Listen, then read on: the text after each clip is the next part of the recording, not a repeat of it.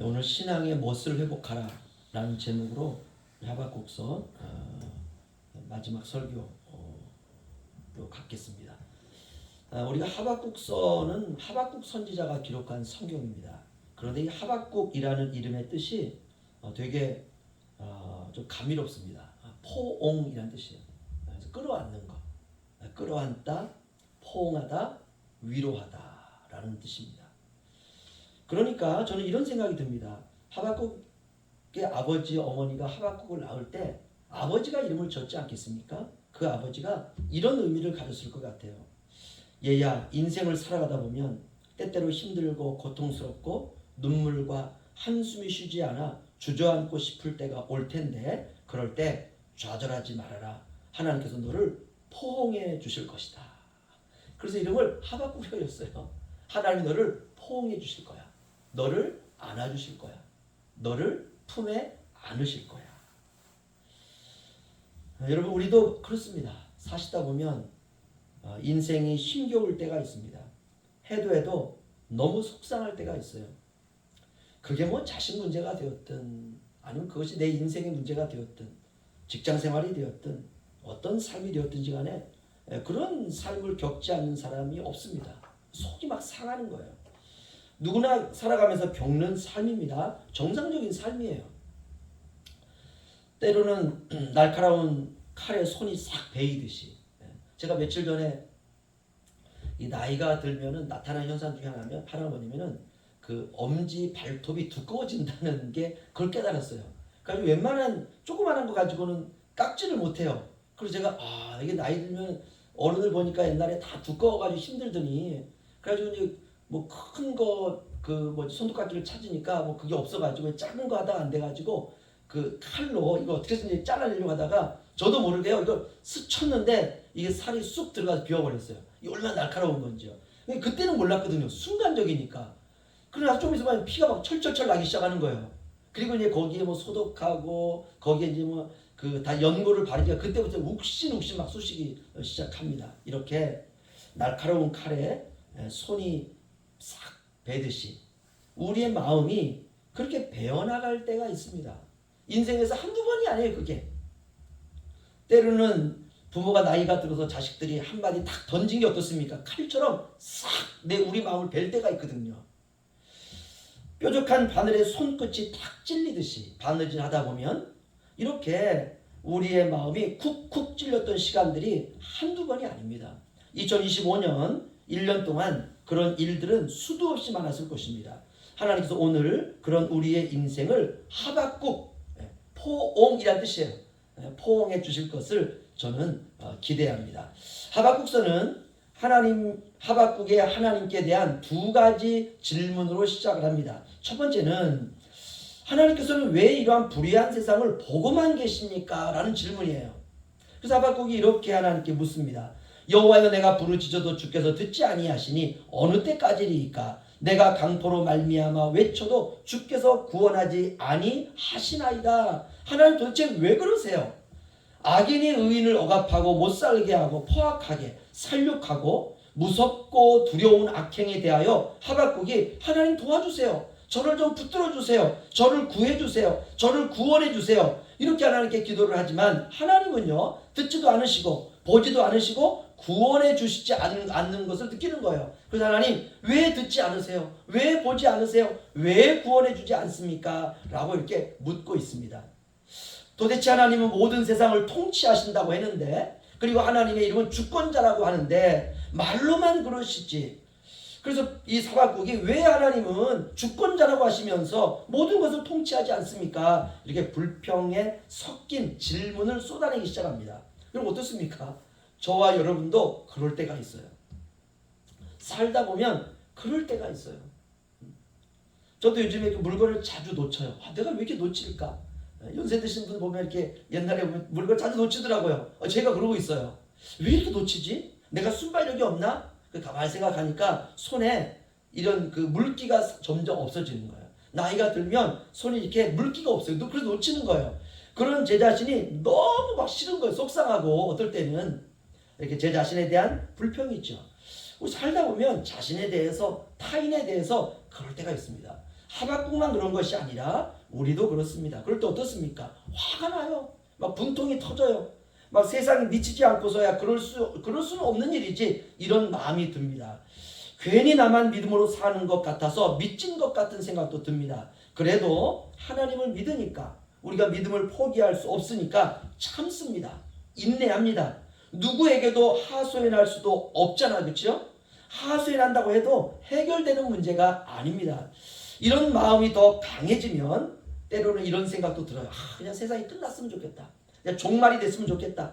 하나님이 세상을 심판했으면 좋겠다. 뭐 내가 지옥에 가든 천국에 가든 아무튼 끝났으면 좋겠다. 이런 마음이 이제 강하게 밀려올 때가 있습니다. 그래도 이제 겁나니까 이제 그렇게는 기도를 하지 못하고 이렇게 하죠. 주님 빨리 재림하셨으면 좋겠습니다. 제가 극단적인 마음을 갖는 것 같지만 그렇지 않습니다. 하박국도 그랬어요. 하나님께서 하박국의 질문에 대하여 이제 답변하십니다. 그런데 하나님의 답변이 예상 외예요. 하박국을 위로해주고 포옹해 주실 줄 알았는데 뜬금없이 하나님이 이렇게 말합니다. 야, 뭐 그 정도 가지고 그러냐. 이제 시작인데, 야, 더한 일도 일어날 텐데 지금까지는 다 예고편이었어. 아직 본편도 시작하지 않았는데 네가 지금 그냥 주변에 일어나는 일들을 봐서 마음이 그렇게 막 두렵고 떨리고 그 안달을 하고 불평을 하기 시작한다면, 야, 이제부터 일어날 일을 네가 본다면 그냥 너는 그냥 자결하겠는데? 야, 이건 고난도 아니야. 그 정도 가지고 네가 놀랐다면 이제부터 일어날 일을 보면 야, 너 까무러치겠구나. 이게 하박국서 1장 5절에서 11절입니다. 제가 잠깐 읽어드리면 이렇게 말씀합니다. 하나님께서 여호와께서 이르실 때 너희는 여러 나라를 보고 또 보고 놀라고 또 놀랄지어다. 그러니까 놀랄 일이 계속 일어난다는 것이에요. 이러자 하박국이 하나님의 이런 행하심을 이해할 수 없어서 두 번째 질문을 합니다. 그게 하박국서 1장 12절로 17절인데 17절 이런 질문을 합니다. 그가 그물을 떨구고 계속하여 여러 나라를 무자비하게 멸망시키는 것이 옳으니까. 무슨 말입니까? 풀어드리면 이런 말씀입니다.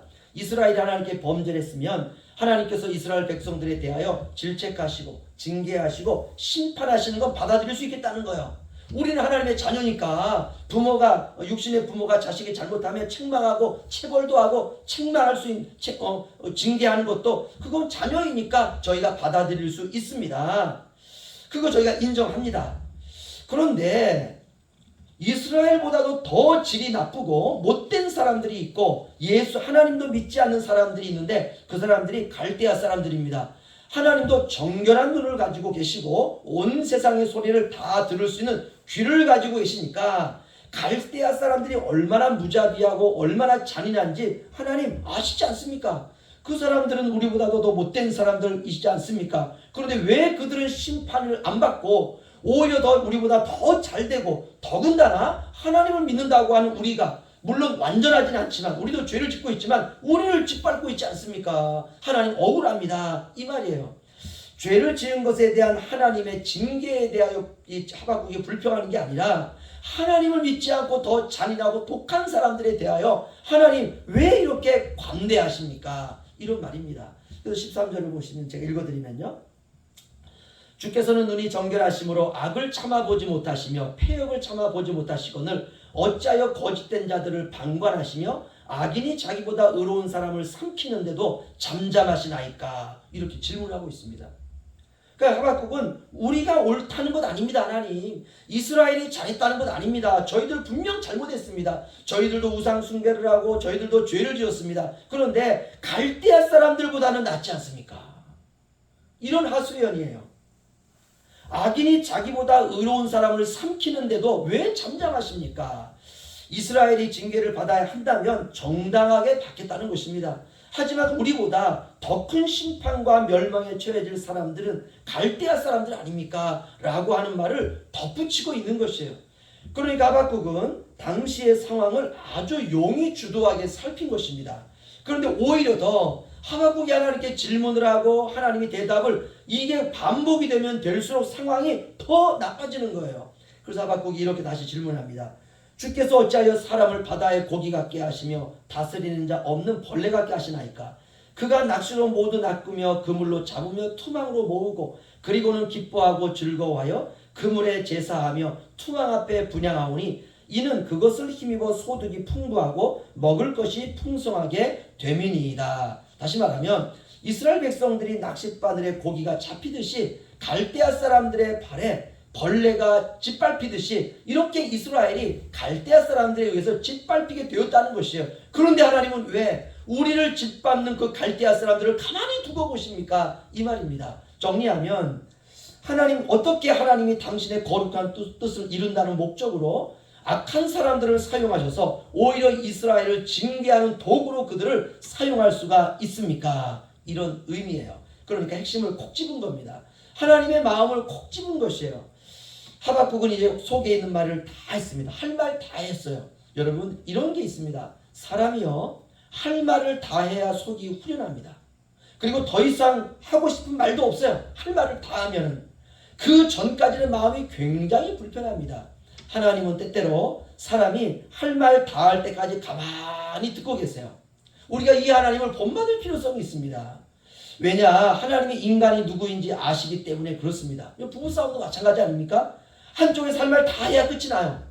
근데 둘 다 할 말을 다 못했어요. 정말 인격이 고상해가지고 할 말 다 못해도 그냥 참고 끝나는 경우도 있지만 대부분은 할 말 다 해야 됩니다. 끝까지. 여러분, 사람과의 싸움도 그래요. 그럼 어떻게 됩니까? 사람과의 사이에서도 할 말 다 할 때까지 기다려줘야 돼요. 그래야 분이 해소되고 끝이 납니다. 이게 인간이에요. 이것이 바로 죄 아래에 있는 인간의 전형적인 모습입니다. 어쩌겠습니까? 우리가 혹 살아가시다가 그런 일들이 있으면 오늘 설교를 꼭 기억하시고 할 말 다 해야 끝나겠구나 라고 생각하고 그냥 넘어가면 됩니다. 할 말 다 한 하박국을 하나님이 기다려 주십니다. 할 말 다 했으니까 이제 하박국도 더 이상 할 말이 없습니다. 그래서 하박국이 이렇게 자기 스스로에게 말합니다. 내가 이제 내 파수하는 곳에 서서 성류에 서리라. 그가 내게 무엇이라 말씀하실는지 기다리고 바라보며 나의 질문에 대하여 어떻게 대답하실는지 내가 보리라 하였더니, 한마디로 말하면 내 질문에 하나님이 뭐라고 하시는지 한번 내가 들어보자 이 말입니다. 이런 마음을 가지고 성루에 마치 파수꾼들이 이렇게 서 있는 높은 망루 같은 곳이죠. 그곳에 서서 하박국이 하나님을 기다립니다. 그러자 하박국에게 하나님께서 말씀하세요. 그것이 하박국서 지난주에 봤던 2장 전체입니다. 간략하게 세 가지로 정리해 드리면 세상의 불의함에 대해서 하나님께 계획이 있으시다는 것이에요. 그 계획 하나하나가 아무렇게나 일어나는 것이 아니라 정해진 때가 있고 또한 불의함을 하나님이 지나치지 않고 반드시 심판하신다라는 마음을 하박국에게 전달합니다. 동시에 하박국에게 인내심을 가지고 조급하게 생각하지 말고 그렇게 막 닥달하듯이 나를 닥달하지 말고 이제 네 할 말 다 했으니까 이제 네가 때를 기다리라 라고 하나님께서 하박국을 위로하고 당부하시고 그 다음 마지막에 진짜 하박국 해주세요. 포옹해주세요. 2장 3절을 제가 읽어드리면 이 묵시는 정한 때가 있나니 그 종말이 속히 이르겠고 결코 거짓되지 아니하리라. 비록 더딜지라도 기다리라. 지체되지 않고 반드시 응하리라. 그러면서 세 가지를 당부합니다. 첫 번째, 세상은 불의하지만 의인은 오직 그의 믿음으로 말미암아 살아가야 된다라고 하는 것을 당부를 해요. 이것이 바로 하박국에게 임한 복음입니다. 세상에는 두 종류의 사람이 있습니다. 한 사람은 갈대아인처럼 하나님에 의해 사용되고 있음에도 불구하고 자기가 잘난 줄 아는 교만한 인간이 있고 하나님께 죄를 짓고 징계를 당한 가운데서도 하나님을 결코 붙드는 겸손한 사람이 있다는 것입니다. 의인은 환난 가운데서도 그의 믿음으로 살아가는 사람입니다. 하박국에게 하나님께서 믿음으로 살아가라 라고 당부하십니다. 저와 여러분도 불의한 세상을 만날 때에 오직 믿음으로 살아가시기를 주의 이름으로 축원합니다. 두 번째 당부를 하십니다. 세상은 비록 불의하지만 결국 이 땅은 하나님의 영광으로 충만케 될 것이니까 조급해하지 말아라 라고 부탁을 합니다. 하박국서 2장 14절을 제가 읽어드리면 이는 물이 바다를 덮음같이 여호와의 영광을 인정하는 것이 세상에 가득함이니라. 아멘. 하박국 당시도 지금처럼 하나님의 영광으로 나라가 채워지지 않았습니다. 여전히 탐심과 술취함과 살인과 우상숭배와 부도덕과 불순종과 악으로 하나님의 심판을 재촉하는 죄들로 세상이 채워지고 있었습니다. 이 모든 것은 하나님이 기뻐하시지 않는 일들입니다. 그래서 하나님의 진노를 사는 일이에요. 그러나 언젠가는 물이 바다를 덮은 같이 여호와의 영광을 인정하는 것이 세상에 충만할 것이다. 하박구가 걱정하지 마. 지금은 악으로 관영하지만 하나님의 여호와의 영광을 인정하는 것으로 충만한 그때가 온다. 그때를 바라보거라 라고 하박국을 하나님 위로하십니다. 그리고 마지막 세 번째, 하나님께서 여호와께서는 그분의 거룩한 성전에 거하신다. 그러니까 너무 걱정하지 말고 조급해하지 말아라. 세 가지를 당부합니다. 하박국서 2장 20절을 보면요, 오직 여호와는 그 성전에 계시니 온 땅은 그 앞에서 잠잠할지니라 하시니라. 하박국이 드디어 알았어요. 하나님이 아무것도 하지 않으시고 악인에 대하여, 이 악한 불의한 세상에 대하여 신경도 쓰지 않으신 줄 알았는데 하나님이 성전에서 모든 세상을 지켜보시고 다스리고 계신다는 것을 하박국이 알게 되었습니다. 부르짖어도 대답이 없으신 하나님이 아니라 세상의 모든 것을 계수하고 카운터하시고 세고 계신다는 것을 알았습니다. 여러분, 오늘날 성전이 무엇입니까? 저와 여러분이 성령께서 거하시는 거룩한 하나님의 전입니다. 하나님은 우리와 함께 하십니다. 그 믿음으로 살라는 것이에요. 이렇게 세 가지 당부를 받은 하박국이 이제 노래하기 시작합니다. 이게 오늘 우리가 읽은 하박국서 3장 마지막 절입니다. 1절부터 3절 한번 보시죠. 하박국서 1절부터 3절 우리 함께 읽겠습니다. 시작. 시기 온 옷에 맞춘 선지자 하박국의 기도라. 여호와여, 내가 주께 대한 소문을 듣고 놀랐나이다. 여호와여, 주는 주의 일을 이 수년 내에 부응하게 하옵소서. 이 수년 내에 나타내시옵소서. 진노 중이라도 긍휼을 잊지 마옵소서. 하나님이 대면에서부터 오시며 거룩한 자가 바란 산에서부터 오시는도다. 셀라. 그의 영광이 하늘을 덮었고 그의 찬송이 세계에 가득하도다. 아멘. 그리고 또 하박국이 또 이렇게 기도합니다. 계속 우리 17절 19절 우리 함께 읽죠. 시작. 비록 무화과 나무가 무성하지 못하며 포도나무에 열매가 없으며 감람나무에 소출이 없으며 밭에 먹을 것이 없으며 우리의 양이 없으며 외양간에 소가 없을지라도 나는 여호와로 말미암아 즐거워하며 나의 구원의 하나님으로 말미암아 기뻐하리로다. 주 여호와는 나의 힘이시라. 나의 발을 사슴과 같게 하사 나를 나의 높은 곳으로 다니게 하시리로다. 이 노래는 지휘하는 사람을 위하여 내 수금에 맞춘 것이니라. 아멘. 정리하겠습니다. 하박국은 하나님을 불평하던 자리에서, 이게 1장과 2장이에요. 하나님을 불평하던 자리에서 하나님을 경배하는 자리, 하나님을 노래하는 자리로 나아가고 있다는 거예요. 이것이 신앙생활입니다. 처음에는 불의하고 악한 세상에 대하여 침묵하고 계신 하나님을 향해서 의문과 정말 하나님은 계실까? 하나님은 살아계시나? 하나님은 세상을 주관하시고 통치하시나? 이런 의문과 의심과 불평으로 시작된 하박국의 태도였지만 결국 이 하박국이 하나님을 찬양하고 하나님을 의지하고 오히려 하나님을 경배하고 하나님을 바라는 신앙으로 자라고 있음을 보게 되는 것입니다. 멋지게 시험을 통과해 나아가고 있는 하박국을 우리가 볼 수 있습니다.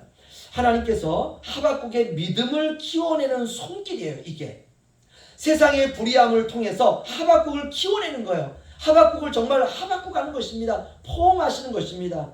의심과 안개 속에 갇혀있던 하박국의 믿음에 모든 의심의 안개가 걷히고 하나님의 광활하고 광대하신 비전을 향해 이 하박국의 눈이 열리고 있는 이 하박국이 우리에게 보여주고 있습니다. 우리의 모든 환경과 배경과 고난은 그래서 우리를 키워내시려고 하시는 하나님의 양육 시스템이고 하나님의 육아법입니다. 하나님은 우리를 무조건 요람에서만 키워내지 않으십니다. 다윗의 인생에 비유한다면 하박국 당시의 상황은 사망의 음침한 골짜기입니다. 이게 다 있어요. 그러니까 성경을 보면 다 똑같은 이야기를 하고 있습니다. 내가 사망의 음침한 골짜기를 다닐지라도, 이게 다윗의 고백이었습니다. 지금 하박국의 상황이 사망의 음침한 골짜기예요. 그런데 다윗이 이 골짜기에서 무엇을 발견하는가? 내가 사망의 음침한 골짜기로 다닐지라도 해를 두려워하지 않을 것은 주께서 나와 함께 하십니다. 주의 지팡이와 막대기가 나를 안위하시나이다. 나를 하박국 하시나이다. 이 뜻이에요. 사망의 음침한 골짜기에 하나님이 나와 함께 하신다 고백하고 있습니다. 그 골짜기에 주의 지팡이와 막대기가 나를 하박국 하셨다, 포옹하셨다, 안아주셨다, 안위하셨다 라고 말하고 있습니다. 주의 지팡이와 막대기가 하박국 하셨다라는 말이죠. 주의 지팡이와 막대기는 무엇일까요? 하나님의 말씀입니다. 그분이 먼저 내가 걸어갈 사망의 음침한 골짜기에 와 계셨던 것이에요. 내가 사망의 음침한 골짜기로 내려갔지만 그곳에 먼저 주님의 지팡이와 막대기가 와 계셨다는 것입니다. 그건 역시 다윗을 키워내시려고 하시는 하나님의 육아 교육장이었습니다. 결국 다윗은 여호와의 영원한 집을 바라보는 예배자로 사망의 음침한 골짜기를 빠져나오게 됩니다. 하박국 역시 마찬가지입니다. 3장 17절에서 19절 제가 다시 한번 읽어드리겠습니다. 정말 무화과 나무가 무성치 못한 그 상황에서 불평하던 이 하박국이 이렇게 고백합니다. 비록 무화과 나무가 무성하지 못하며 포도나무에 열매가 없으며 감람나무에 소출이 없으며 밭에 먹을 것이 없으며 우리의 양이 없으며 외양간에 소가 없을지라도 나는 여호와로 말미암아 즐거워하며 나의 구원의 하나님으로 말미암아 기뻐하리로다. 주 여호와는 나의 힘이시라. 나의 발을 사슴과 같게 하사 나를 나의 높은 곳으로 다니게 하시리로다. 아멘. 무슨 말입니까? 한마디로 말하면 이젠 아무것도 없어도 모든 것이 사라져도 내가 원하는 것들이 세상에 없어져도 남편이 속을 썩이고 아내가 나를 힘들게 하고 자식들이 나의 마음에 상처를 내고 고통이 내 인생에 끊어지지 않아도 나는 뭐 할 수 있다는 겁니까? 두 발 뻗고 잘 수 있다는 거예요. 주 여호와는 나의 힘이시라. 나의 발을 사슴과 같게 하사 나로 높은 곳으로 다니게 하시리로다. 와, 대단합니다. 믿음이 자란 거예요. 주변의 상황이 아무리 절망적이어도 주님의 평안을 경험하는 거예요. 풍랑이 이는 배꼽을에서 주무시던 예수님의 모습이 기억납니다. 하나님이 함께 하신다는 말씀은 그저 하나의 문장과 기록이 아니라 실제적인 사실입니다. 우리가 이 사실에 대한 경험이 신앙생활이에요. 세상이 망하는 것처럼 안달복달할 필요가 없습니다. 우리가 주님을 온전히 바라보면 됩니다. 나는 이제 여호와로 말미암아 즐거워하리로다. 나는 이제 구원의 하나님으로 말미암아 기뻐하리로다. 이제 주 여호와는 나의 힘이시라. 하나님께서 이제 나의 발을 사슴과 같게 하심으로 높은 곳으로 나로 하여금 다니게 하시리로다. 땅에서 하늘의 사람으로 변화된 하박국의 모습이 보입니다. 의심의 사람이 믿음의 사람으로 변화된 것을 볼 수 있습니다. 세상 중심으로 살던 사람이 하나님께 붙들린 사람으로 보게 된 것이에요. 이 세상에 하나님이 없다고 고백하던 이 하박국이 하나님은 하늘의 여호와의 성전에서 하나님이 이 세상을 전부 세고 계시는구나, 이런 신앙으로 하박국이 발전한 것입니다. 이것이 바로 오늘 제가 제목에 말씀드렸던 신앙의 멋입니다. 여러분, 2025년 우리 하박국서를 마치면서 저와 여러분에게 주시는 하나님의 비전입니다. 이렇게 멋있는 신앙인으로 2025년 잘 마무리하시기를 주님의 이름으로 축원합니다.